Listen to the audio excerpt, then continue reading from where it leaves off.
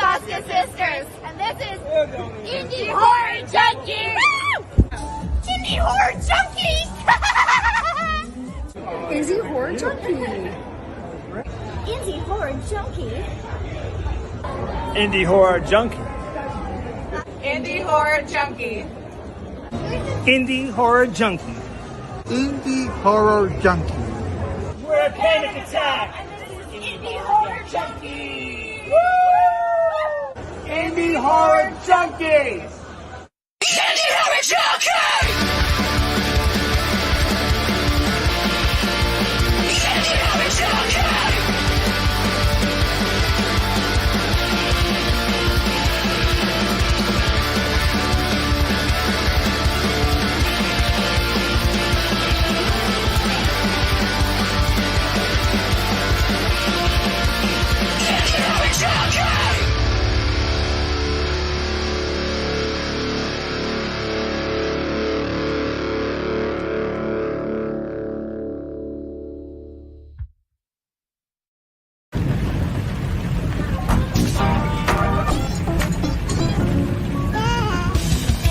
It's the Indie Horror Junkie Podcast, your source for anything and everything indie horror.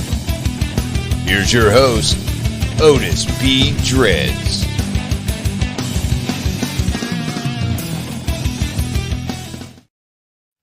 Welcome, everyone. It is 8 o'clock. That can only mean one thing. It's the Indie Horror Junkie Podcast. Rick, I just noticed something else. We may be the first in another area of indie horror podcasting. And that would be the amount of times Indie Horror Junkie has said before we even come on.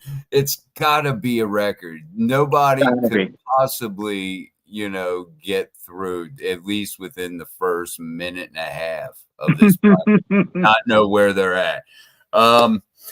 We have, at least so far, our guest was Mr. Michael Joy from Marketing Macabre, and we hope everything is okay. But we have yet to hear from him.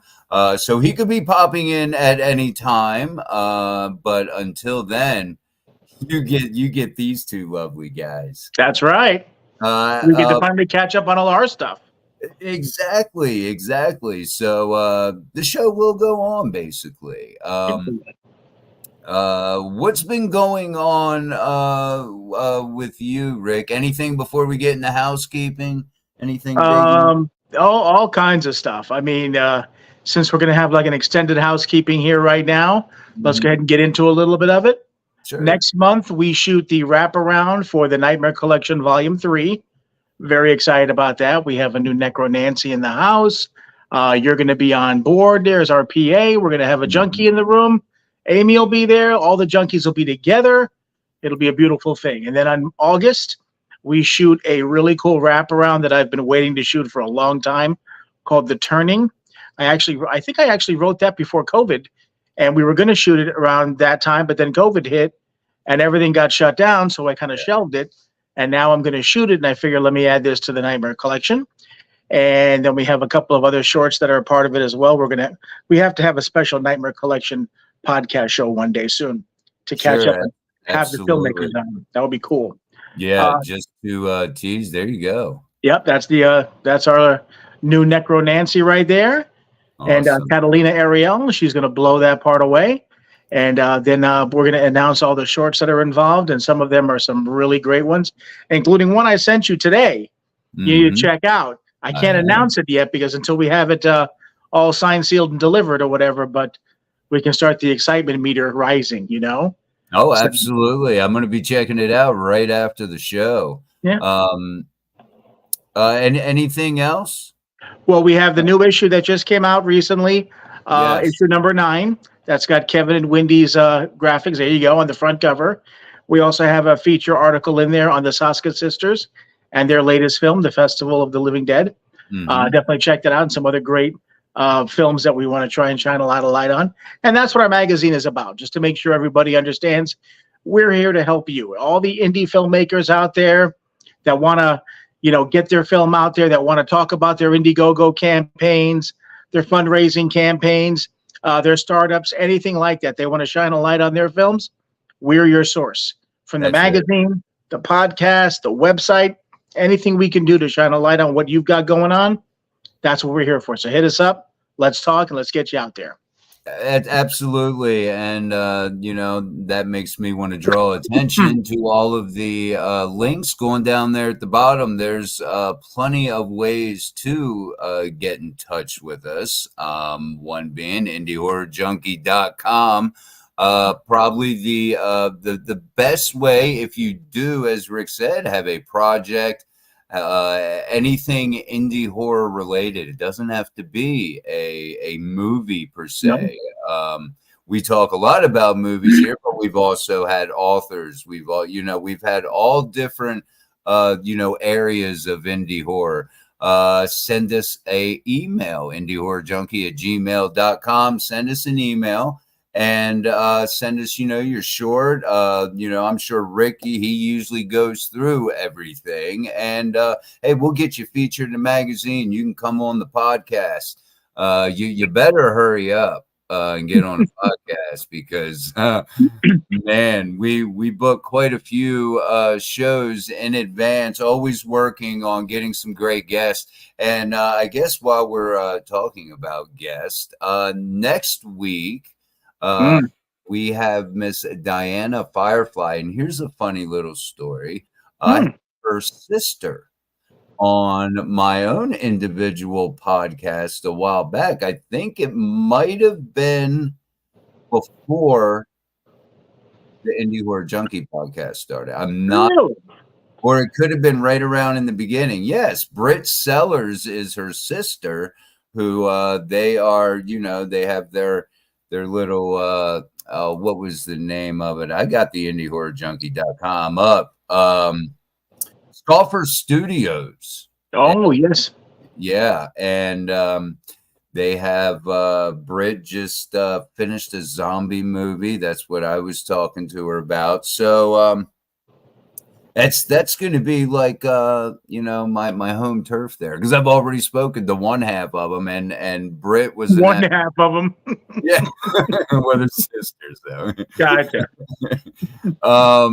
Yeah, and Britt was an absolute joy to talk to, and I can only imagine her sister's going to be the same way. So that's going to be a fun show. And I always like to get these female directors and those that are behind the camera.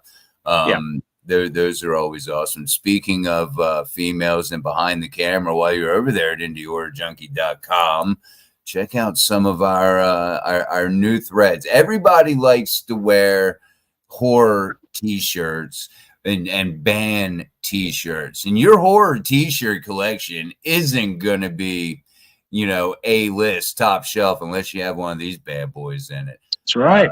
That's the new style. With the back, the blood pumping, girl screaming, hide. What is it? Oh, hatchet to the head, hide under your bed and call your mother. Indie horror, that is great. And again, I got so many horror t-shirts, different characters and whatnot.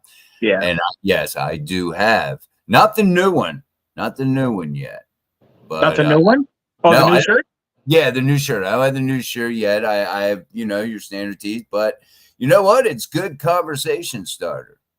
That's true. It is. Really it's colorful. I mean, it looks good. I mean, the word is spreading about Indie Horror Junkie. It's getting everywhere.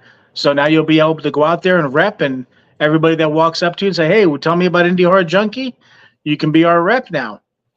There you go. And walking billboard. Absolutely. Walking billboard. So, I don't have, very many projects going on. I tell you what, it is a little bit surreal sometimes. We always talk about, with our guest, how indie horror, that the whole community is a, for the most part, and I think the backbone of the indie horror community is really helping each other out. It's the grassroots filmmaking, genre. Usually not a lot of, big money thrown at the projects, but it gives a lot of actors, directors, producers, all their chance at their first time.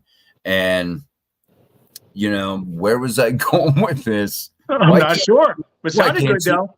It did. Why can't you read my mind?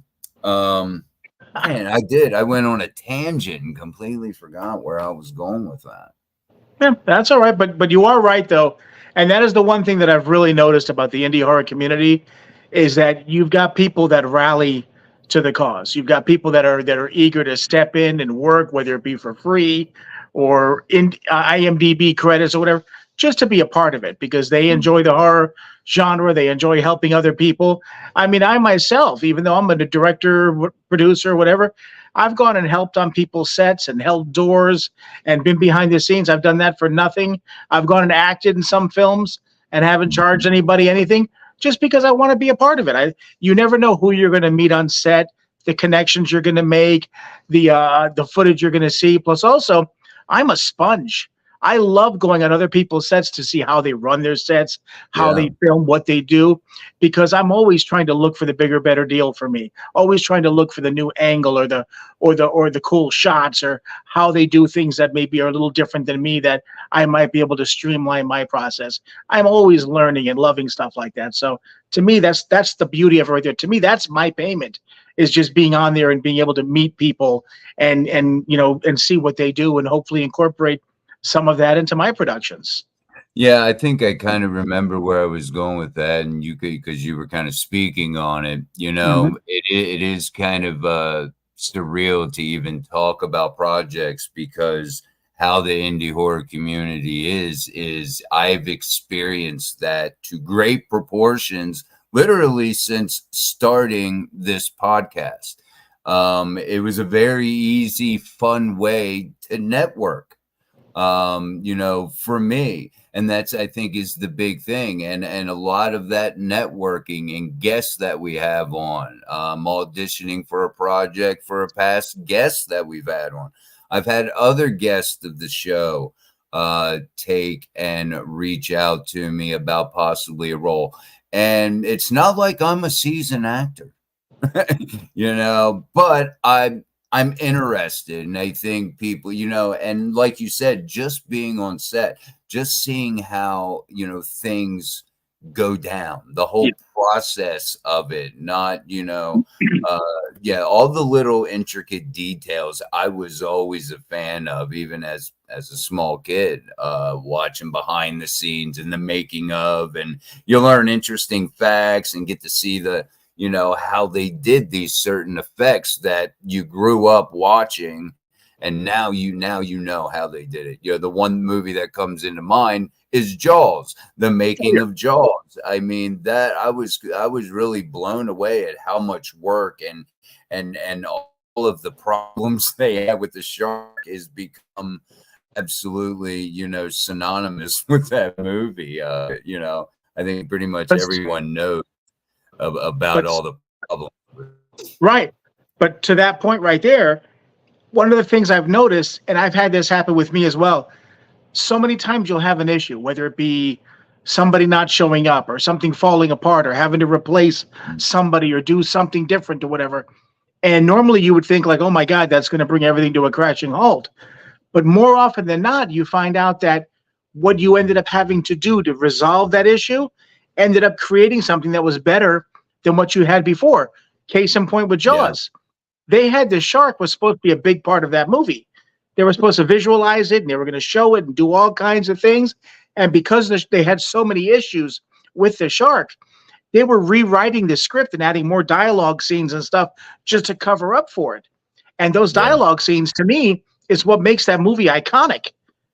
So by them having to cover up and do all that, I think they made a better movie than what they probably had envisioned in the first place. Yeah, that makes a lot of sense because you're forced to be creative. It's not something you're doing on, you have to think on your feet because you're halfway through production or whatever the case is. You got a lot of money riding on this, backers, Yeah.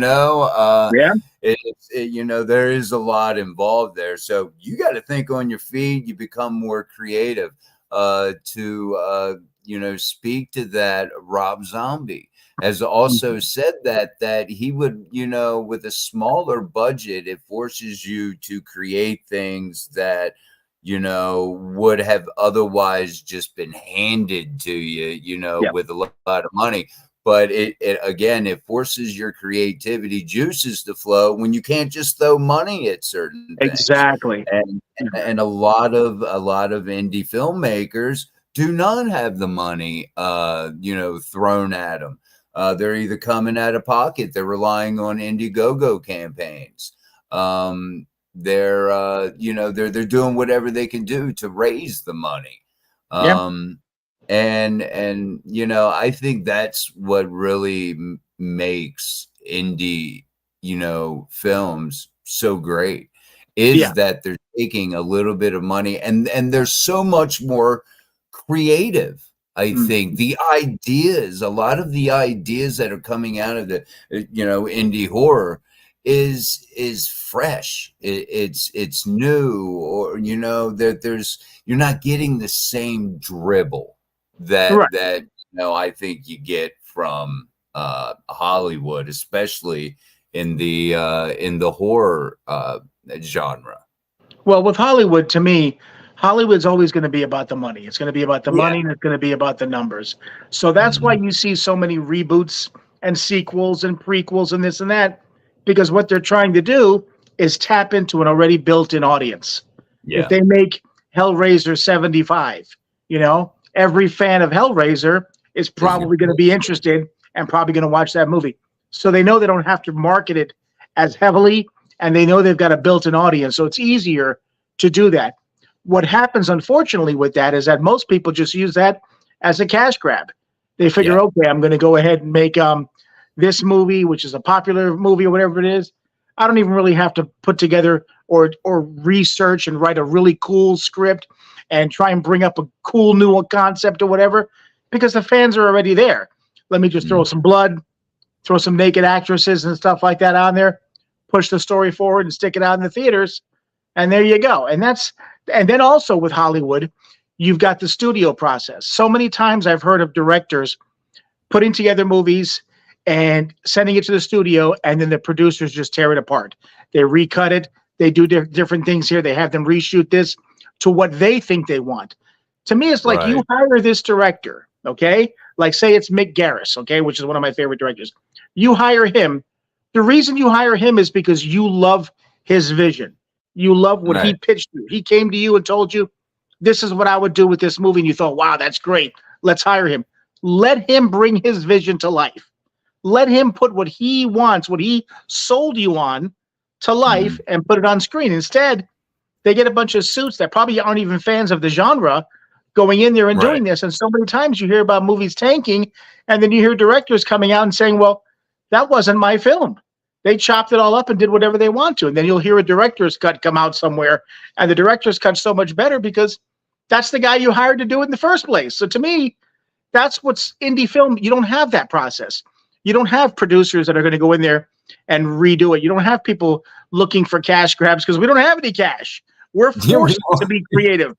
Yeah, we're forced to be creative. We're forced to try and put something on screen that's going to get your attention, as opposed to putting something on screen that already has a built-in audience that we're just going to ride on. So we're forced to do that. And we wear a million different hats. I'm a writer, director, producer, caterer, everything on these upcoming films, because we don't have any money. So we're forced to not only be creative, but to handle many tasks. When you go to Hollywood and you're a director, that's all you do. You got a first AD to handle the set. You got the DP and all the camera people to handle their part. All you're doing is working with the cast to get your vision across. You've got money, you've got studio backing, you've got sets, you've got all that stuff you can work with. So to me, it's like, the creativity is really out of there because everything's bought and paid for, and everything is just kind of streamlined, and It's, to me, it just takes a little bit away. Whereas when you're indie, you're forced to do all that and bring all that to the table and to the screen, because that's the only way you're going to get noticed. Yeah, exactly. And one of the things that, I really, wanted to do, I don't just want to, have some acting roles. I want to wear as many hats as possible. I want to, PA. I want to, do whatever I'm capable of doing. And, I think that opens up, possible opportunities. Somebody can say, this, oh, look, he did this. Oh, look, he did that. Let's bring him in and, he can work with us. So, and again, I think that it really boils down to, a lot of networking. That's really what it boils down to. And that's where, like the grassroots of horror is at, networking, low budgets. Low budget doesn't mean low quality. No. A lot of people think that, oh, it's low budget, so the acting's shitty, the script is shitty, everything is shitty about a low budget movie, apparently. And I've seen that, and I've told people, yeah, watch this cool movie. A couple guys at work, big horror fans. Yeah, watch this movie.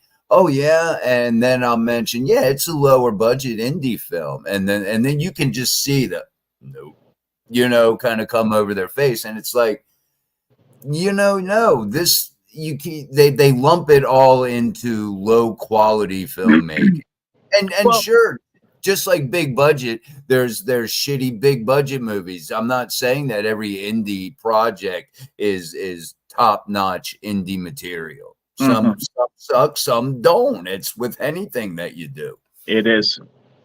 But the opportunity to do good work is out there. There are people that, that's the thing with a lot of indies. Sometimes you just don't have any money, and sometimes people just don't have the resources.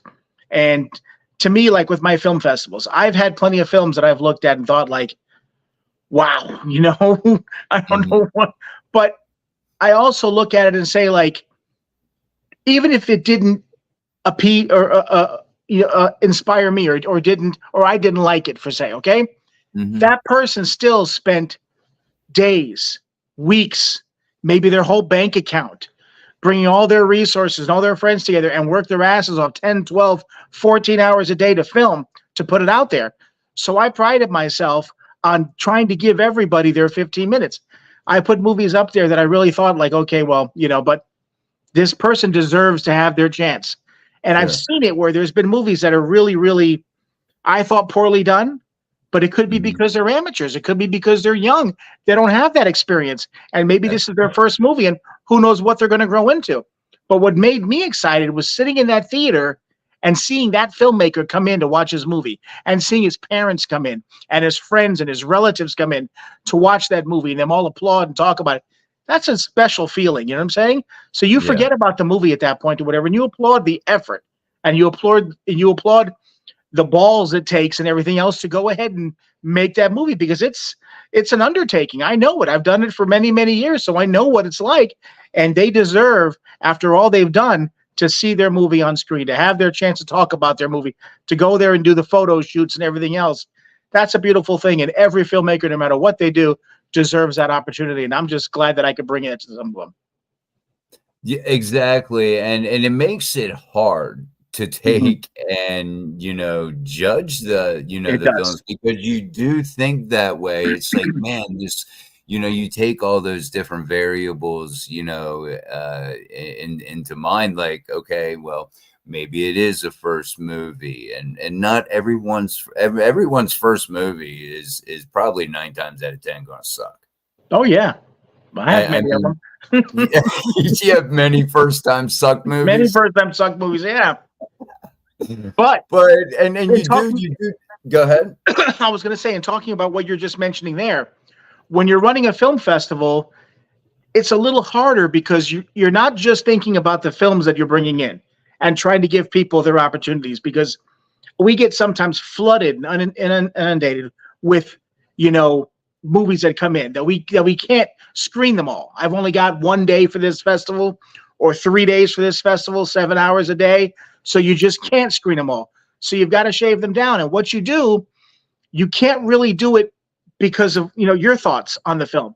You're also trying to make sure that you put something on that's going to keep the audience there. When you start running a film festival, like me with my ones that I do over at MegaCon, I get a feel for what kind of people come into those events. And I try to make sure that I try to schedule films that are going to keep them in their seats, that are going to get them to watch. So sometimes you're forced to do that, and we have to say no to some films that I normally would have liked to have seen, or films that I know are first times for these filmmakers, and I feel bad, but it's a business.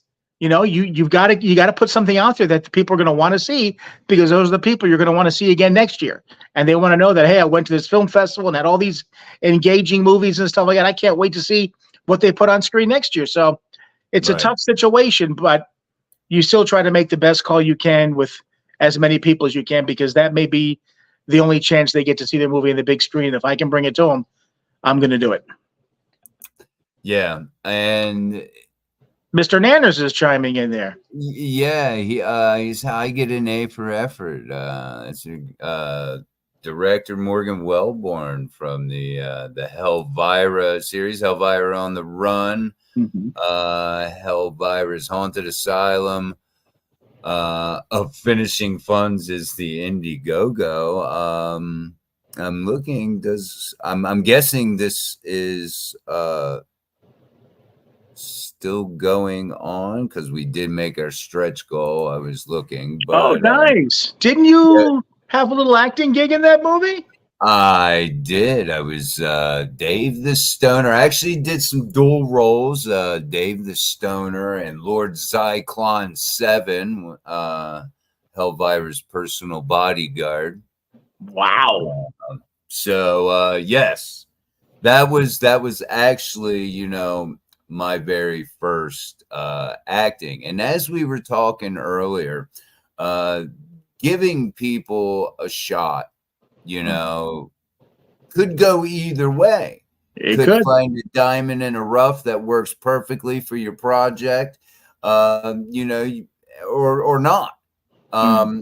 Morgan, or AKA Mr. Nanners here in the chat, was that person that I owe a lot to, because he gave me a shot in Helvira on the Run. He gave me a little voiceover spot in that, and then from there the Dave character kind of grew.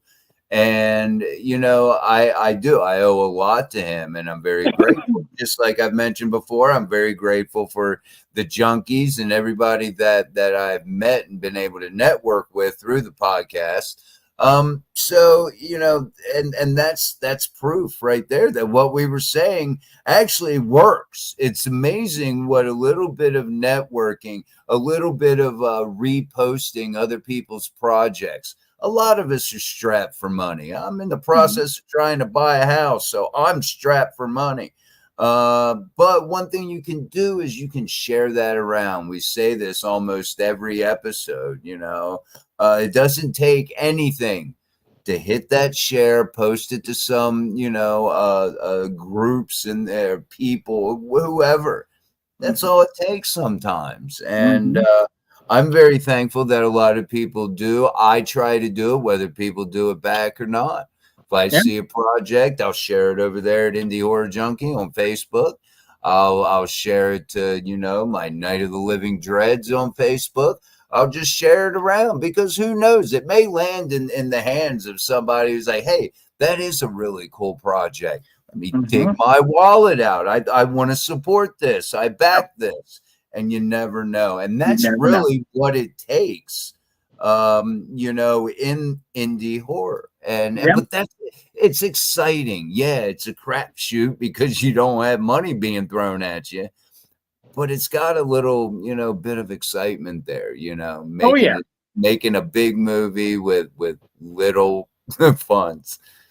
To me, the whole idea is putting something out there that when somebody looks at it, they're going to think that you had a lot more money to make that than you actually did. Exactly. then you know you did something right. You know what I'm saying? That you Yeah. took that little bit of money that you had and you made it look like 3 or 4 times the budget it was, based on the actors you brought in, based on the story that you put together, the visual effects, the camera style, everything. I mean, there's a lot of things that you can do to make your movie look good. And to me, you owe that to the audience, because I don't want to see Sharknado 27. You know what I'm saying? I understand where that whole thing came to begin with, and so I understand that and appreciate it, but enough already, okay? To me, Right.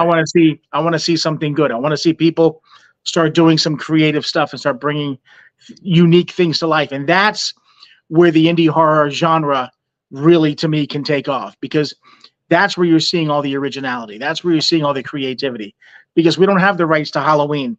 We don't have the rights to Child's Play. We don't have all that stuff where we can go and make number 8, 9, 10, 11, 12. Right. We're forced to come up with new ideas, new concepts, creative things to do. Like the guys that are doing with Fuzz on the Lens, that are doing Terrifier and Terrifier 2. That's a great character. They're stepping up the game every movie, things like that. They've got that new movie Stream that's coming out that we had in our issue a couple issues back. That's the stuff. They're taking the little money that they have, and they're getting the most out of it and bringing something new to the table, something fresh. And that's how you start getting attention. Absolutely. And I think not many people would disagree with me when I say that Terrifier and Fuzz on the Lens and that whole crew that brought us Terrifier and Art the Clown really put indie horror on the map. These were indie films. These aren't big Hollywood, Nope. type stuff, although it looks that way. And to go back to that point, that, to make it look like $1 million when it maybe only had 30,000. Phone cameras. I've talked to people who have, had and made entire movies, with their phone. I mean, the 4K and whatnot. So it doesn't matter what you use. You don't need $100,000 camera. First of all, you need a vision.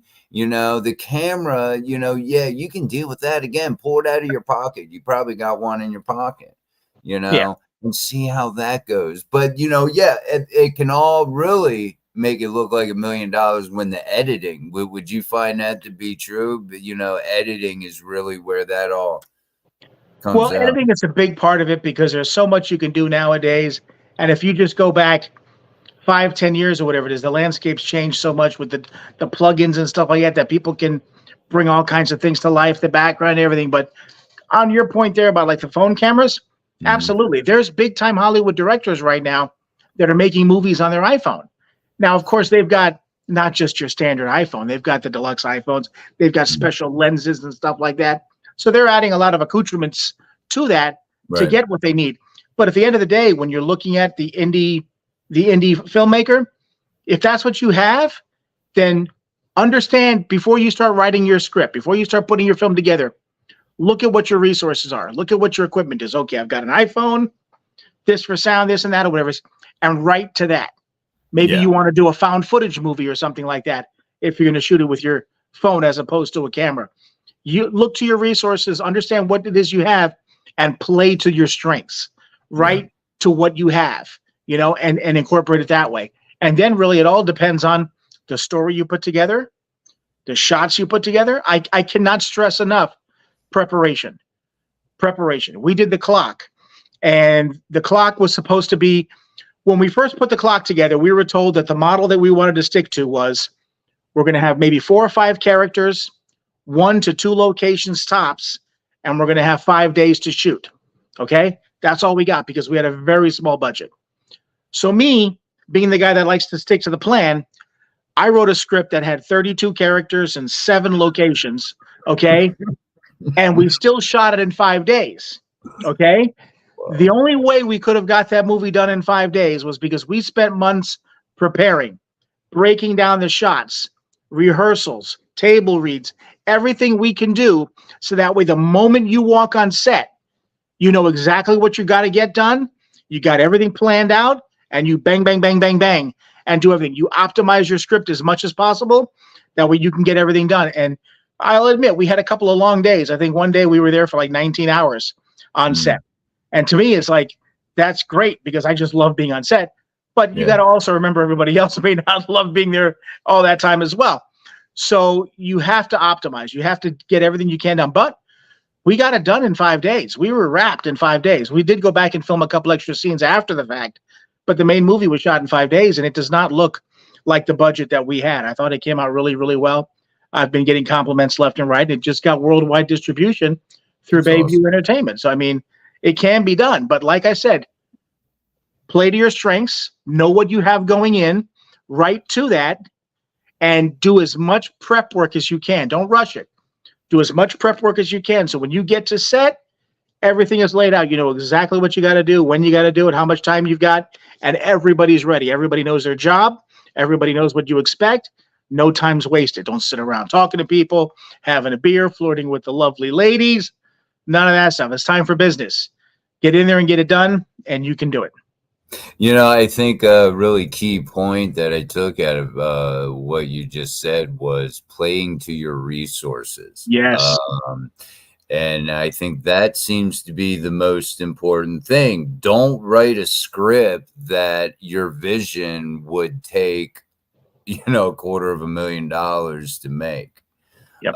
If you're just starting out. I always thought, and I am not, a filmmaker. I haven't ventured there yet, but I'm also not dead yet either. Right. I'm not dead yet. So that may be something I like to venture in, but I always thought that, start with something small, a short. Those I think are great for, new filmmakers. You don't have a big budget. You can have 3 people on set and make them, and make a little short, that could be in a way a concept film, to a bigger idea. But you have to play to your bank account. You have to play to your equipment. The less you can keep that money down and having to buy equipment, use what you got. Yes, you may have to, you're going to have some money, starting out. But the lower that you can keep that, the lower the cast and crew. Try to do everything yourself, like we were talking, wearing many hats. Learning every little position and what needs to be done is only going to benefit you later on. Absolutely. And, I think so. I think I have in my head, where I want to go. I probably just explained, maybe something I want to do in the future. Just didn't realize. Just to touch on the short films thing you talk about. Everybody used to always tell me that you don't want to make a short film. There's no money in short films. Short films are a waste of time. I can understand where they're coming from. That it's hard to sell a short film. But to me, you have to look at the short film in a different way. Okay? You touched on it. A short film could be a proof of concept. What if you've got a features-length script that you would love to see made, but you can't afford it? Okay?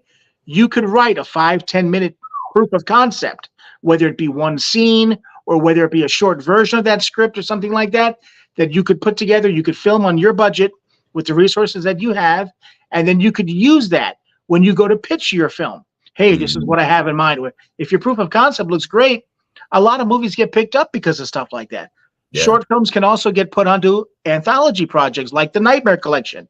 We go back and we pride ourselves with the Nightmare Collection on trying to get short films that are several years old, that have had their run, that have played their film festivals, and now they're either out on YouTube for free or they're just collecting dust. And we try to give them that second life. We give them that extra chance because now you're going to be involved in this. You're getting tied into the whole necronancy thing. A whole different audience is going to see it. You never know what things could come from that. Even if nothing comes from that other than you getting a few extra people looking at it or being able to say that your film is in the Nightmare Collection, at least that's something, you know what I'm saying? Your short film that you did your run with before is now getting like a new life and something like that. And it's getting in front of new eyes. It's getting like a fresh look. So to me, there's a lot of things. And also short films get into film festivals a lot easier than a feature film does. Feature film really has to be something special to get accepted. And the reason for that, since I'm a festival organizer, is because they take up an hour to an hour and a half. So when you're looking at only having a set amount of time in your film festival, you like to try and get the most bang for the buck. So I usually have a couple of feature films, and then I have a boatload of short films, because you want to give, enough movies circulating and enough turnaround to keep everybody excited, to keep butts in seats and stuff like that. So it's a lot easier to get a short film into a film festival. Then you can collect awards, you can collect laurels, you can go to the film festivals and network with other filmmakers, actors, and actresses, and increase your resources. So yeah, short films, you may not make the money that you would on a feature film, but they're going to cost you a hell of a lot less. They're going to take you a hell of a lot less time, and you're going to be able to get them out there as your calling card, because that's what they are. They're digital calling cards. Yeah, absolutely. And whether you win any type of awards from a film fest, that's a bonus. You got a cool little, trophy or whatnot. But even if you get in there, a lot of eyes, get put on your short. We seen that last year at MegaCon with Indie Horror Junkies' first annual film fest, the second one coming up in February 2025. Is it the 5th, 6th? I believe so, somewhere around there. You don't put me on a spot like that. Yeah, the within the first week of February, give or take. Yeah, give or take. We'll be back at MegaCon, and we had a great turnout last year. Hellfire on the Run got lots of eyes on it. I was in there peeping the reaction. It was a good reaction, I thought. He's a good filmmaker. Yeah, Morgan is. He's got a good vision of what he wants, and it was a pleasure working with him. And how can you not love Elvira? I mean, come on, right? Yeah, exactly. Yeah, I have nothing for that. But Savette is a lovely person outside of Elvira. Jesus. Yes, and that you get a lot of eyes on it. We had a lot of films being played, and a lot of people packing that little theater out that we had at times. So get on over there, indiehorrorjunkie.com, if you got a film that you want in, a short, a full length. Get over there. All the links are there. Get in. You're going to get a lot of eyes on your project. That's right. Not only that, but you're going to get a chance to get written up in the magazine, to be on the website, to get us talking about you, maybe to be brought on the podcast, all kinds of stuff. So, I mean, definitely get in there. Go to our indiehorrorjunkiefilmfest.com and, get your movie into us. And this is what I think what Indie Horror Junkie is doing with putting a spotlight on, young filmmakers, veteran filmmakers that are just, this is the genre they like to do. I know a lot of people that, only like the cheesy, low budget, campy horror films. I'm one that is a fan of that particular genre of horror. There's many fans out there like that. What's that old saying about what's one man's treasure or could be another man's trash? Yeah. Treasure, yeah. Absolutely. I mean, that's the thing, is that I know friends that's all they do, is they make those campy type short films or whatever, and they enjoy doing it. And some of them make a living out of that because they're pumping out DVDs and they're selling them and physical media. And that's the other thing too, is that a lot of people talk about physical media being dead and Walmart's not going to be carrying any more DVDs and everything is streaming and stuff. That's not the case. Physical media, I think, will always be around because streaming services are going to come and go. Films that are on those streaming services, I don't know how many times I've gotten notices saying that you've only got a week left to watch this movie and then it's going to be off. Yeah. To me, it's like, I own the DVD. I can watch it whenever the hell I want. Right. Because also, we sell them. I think indie filmmakers survive more on physical media than anybody else. Yeah. Putting out the VHSs, the DVDs, the Blu-rays or whatever, not just selling them on their websites, but every time they go to a convention, they got a table with all their DVDs on there and stuff. So, I mean, that's a beautiful thing. I mean, I just love seeing that. I try to pick up some every time I go, not just because I'm an indie horror nerd, but because I like to support, Absolutely. these guys, busted their ass and, paid all that money and did everything they had to do to put that together. So if it's going to interest me, I'm going to go out and buy it. Yeah, I'm actually, the same way. Welcome, James. Hey, James. That is, another, you're full of all these great points, because that is how indie filmmakers survive, with merch, physical copies of DVDs, as we mentioned, merch, with t-shirts. We got our own t-shirts over there with the hopes of, bringing in, and helping funding future indie horror projects, future merch, whatever, keeping it afloat. And, so you can get these DVDs, when you see these, perks and these campaigns, sometimes you can get a DVD or a Blu-ray for $20 to $30. Mm-hmm. Okay. That's a drop in the bucket, really, just to help, support that project and that's a double. That's a 1-2 punch right there. You're throwing $20, $30 to the campaign, and you're getting a DVD in return. So have you been to the movies lately? I mean, it's like $10-$12 for a ticket.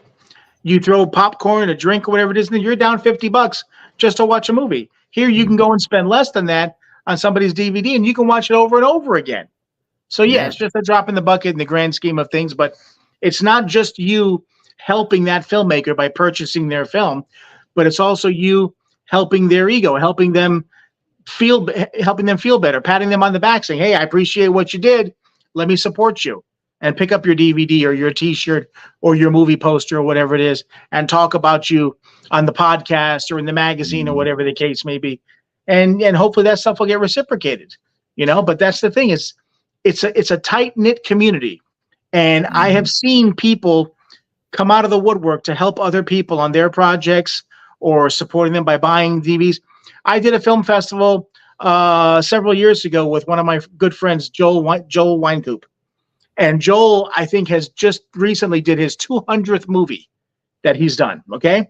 And he had a table there set up that had maybe 50 DVDs on it. And I remember him telling me that some guy walked in there, chatted him up, and bought a copy of every single DVD on the table that day. Just boom, one shot, one of everything. So I say that kind of stuff happens, And I think what it is also Joel has a great personality. Plenty to talk about. He's one of those guys that you can't help but like, and I think that he engaged that guy, and that guy was interested in his stuff. But the guy had the coin, and he bought a copy of every single DVD he had on the table. Bought him out. That's awesome. That's good stuff, man. I can't wait to hopefully one day, have a table at a. You'll get there. Even if it's just with other people, I don't get that would be cool. I guess part of us would like to be even the indie filmmakers. We would like to be noticed and recognized, which I think is what Indie Horror Junkie is doing. That on a level that I haven't seen a lot of podcasts that are Indie Horror Junkie, related, or indie horror, specific, man. I mean, we're just doing so much stuff here. Yeah, I'm tooting my own horn. Look at James. I appreciate your support of the indie horror scene. Thank you, James. We appreciate you as well, because we didn't have this when I was, not saying that when I was making movies, because I'm still making them, but earlier in my career. We didn't have this. We didn't have something that rose the flag or tooted the horn for the indie horror filmmakers, because I like to call us the blue collar filmmakers. The guys that work 9 to 5, film at night, film on the weekends with their own money. So we don't have those resources out there to help us get the word out there, to help us spread the word about our projects and our work, or our actors, actresses, crew. We didn't have that stuff. That's where I came up with the whole idea of Indie Horror Junkie. The whole concept behind this is to be that we want to be the Fangoria for the little guy. You know what I'm saying? We're the minor league team. That is such a perfect analogy. It really is. I love Fangoria. I mean, Fangoria is still one of my favorite magazines, and I read them all the time. And we're not trying to compete with them because we're doing what they're doing, but we're doing them for the little guys, for the guys that don't have the resources, that don't have the big bucks, that don't have the studio deals or whatever it is. The guys like us, the women like us, we want to try and help them, give them their 15 minutes and get their projects out there. Let them be seen. Let them be recognized. And you never know what's going to happen for them. And maybe one day they'll come back and say, hey, somebody saw me in the Indie Horror Junkie magazine or heard me on the podcast. I got a distribution deal. Things took off for me from there. And it all started here. And that would make me proud. Just like I've got DVDs on my shelf that are so cool that, you know how the DVDs have the little laurels and stuff like that on the DVD covers? I've got a couple of them that have laurels from my film festivals, you know? That's awesome. That is just awesome just to look at, just saying, hey, look, you know, they submitted their movie to my film festival. It's screened at my film festival. Then they went out and got a good distribution deal or something like that, and their movie's out on DVD, and they recognized me by putting my laurel up there. So that's a beautiful thing. It made me feel like I did my small part to help them, and they wanted to say thank you, and I love every moment of it. That is pretty cool, pretty surreal. James says I totally feel the late night shoots, 5 p.m. to 5 a.m. during the past few weekends. 5 a.m. or 5 a.m. to 5 p.m. What are you doing? 10 p.m. to 5 a.m. Did I say that wrong? No, yeah, 10 p.m. Even that, 10 p.m. to 5 a.m. I mean, come on, James. What are these half day shoots? You know? We had a 19-hour shoot of the clock. Come on, man. Get out there when you're going there starting at 7 a.m. and finishing at 9 or 10 o'clock the next morning. Come on now. Let's do it. Yeah. You got That's wasted time. You got 7 hours on that shoot? Jesus. No, but I know exactly what he's talking about. And that's the thing is, but the bottom line with those shoots like that, and I'm sure James can relate to this or whatever, is that you need to keep everybody engaged. You need to have a plan. You need to be pumping out scenes. Nobody can be sitting around, because when you've got actors and actresses that are sitting on your set for 10 hours waiting for their chance to shoot their scenes or whatever the case is, they want to know that you're moving things along, that you've got a schedule, you're doing what you got to do. They understand it's an indie scene, so they're not going to have a trailer they can go to. They're not going to have some of their call times are going to be different to try and adjust to that. So they will understand that and they'll work with you. But your job as a director and as a producer and stuff like that is to move that train forward. You know what I'm saying? Mm-hmm. Have a plan. Each day you go in there, here's our shot list. Here's what we're going to get done. The moment you walk on set, you're setting lights, you're getting prepped, you're blocking, you shoot. Okay? No sitting around chit-chatting, no figuring out a process, no sitting there working on your script and what can we shoot now, or what do you think about this scene here? None of that crap. That all stuff needs to be done in prep. You owe it to your team to do that. And, you know, and good filmmakers, that's what they'll do. And that's how they can pull off those late shifts, or how they can pull off those short, you know, shoot days or whatever it is, because they came in prepped and ready. They knew what they had to do. They went in there and they got it done. And, you know, rehearsal is, you know, always a good idea. That way, when you get in there, you can, you know, hopefully nail it in a take or two and move on to the next one. You know, you're not having to redo it all the time. You know, I constantly went on the set for Helvira's Haunted Asylum of Horror. You know, I was always looking at my, you know, my script, just going over the lines if I had nothing else to do. I wasn't, you know, doing anything that particular day or that particular time, but I also didn't want to like freak myself out. Mm-hmm. So there was times where I wouldn't pick up the script. I knew what I wanted to do. I knew how I wanted to do it, and I didn't want to, you know, overthink it, I guess. Overthink is everything, yeah.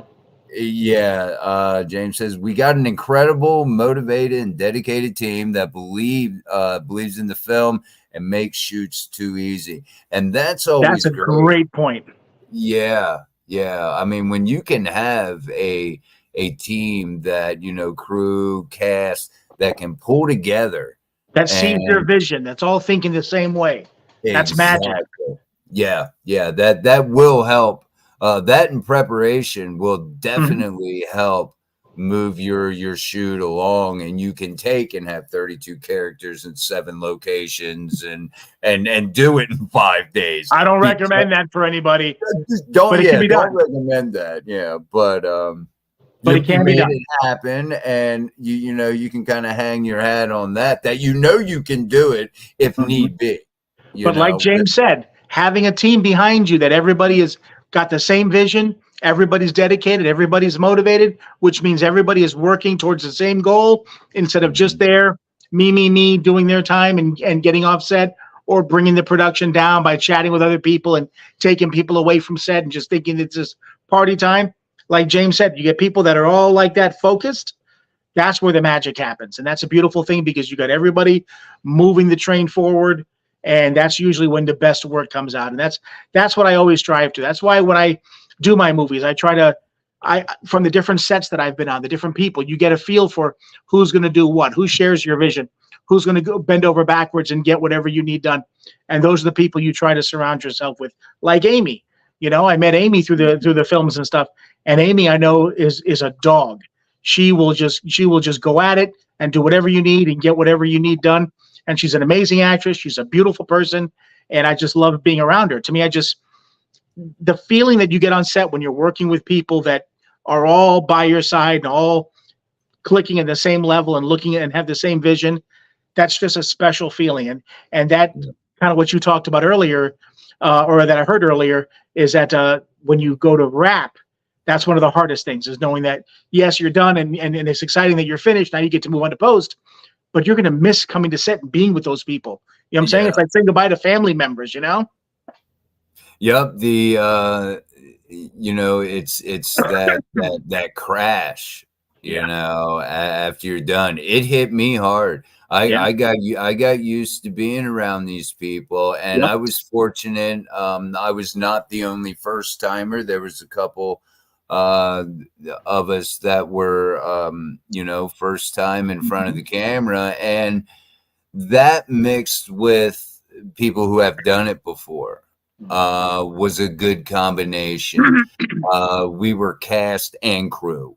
You know, and, you know, you had some of the cast holding boom mics. You had some, you know, some of the cast doing this, doing that.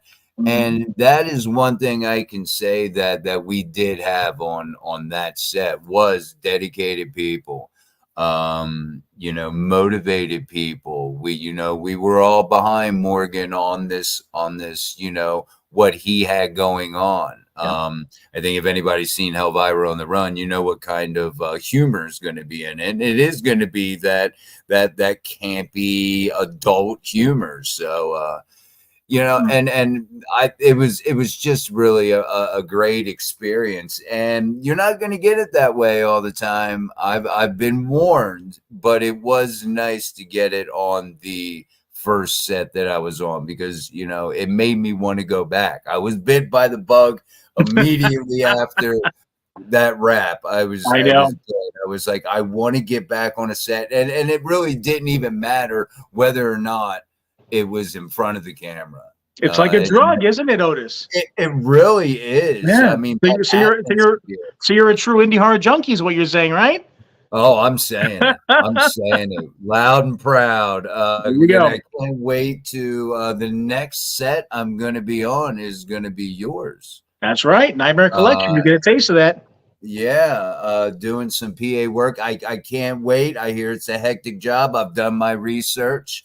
So I you know, I'm in the mindset that's going to be, you know, a fun experience, doing some more PA work later in the year. Hopefully, you know, I'm auditioning for a part which I need to knock out here tonight. So it's really, this year is really exciting. My wife, Mrs. Dredd, she called it during the Indie Horror Film Fest last year. She said, or actually earlier this year, she said, I got a feeling you're going to be doing a lot of traveling. It could happen. And here I go. Yep. But I'm loving every minute of it. I'm taking it, you know, for what it is. You know, if it doesn't work out, it doesn't work out. If I'm not an actor, hey, I can work behind the scenes. As we, you know, close out, Mr. Nanner says, I'm really happy that everyone on the set had a positive experience. haven't had a bad one so far. And Applause to you. That's a beautiful thing. That Yeah, also goes that's because you put together a good set and you put together a good team and you oversaw everything and made sure that everybody was happy and you kept a lively set. So that's hats off to you, sir.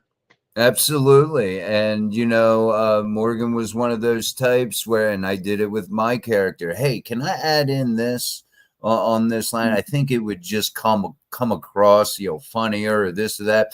Absolutely. I love that idea. Taking suggestions from the cast, not being okay, because scripts change throughout the process anyway. And let's see, that's the great thing about indie horror. There's plenty for everyone to do. Oh, there is. Absolutely. I'll give you a is. job. That's for sure. All right. We got to close things out here. So, Yes, sir. Next week, as I mentioned, Diana Firefly will be joining us, and we're going to talk again all kind of indie horror from a female perspective. And check out the new website. We got a great layout. We just added reviews up there that are being done by DJ Remark.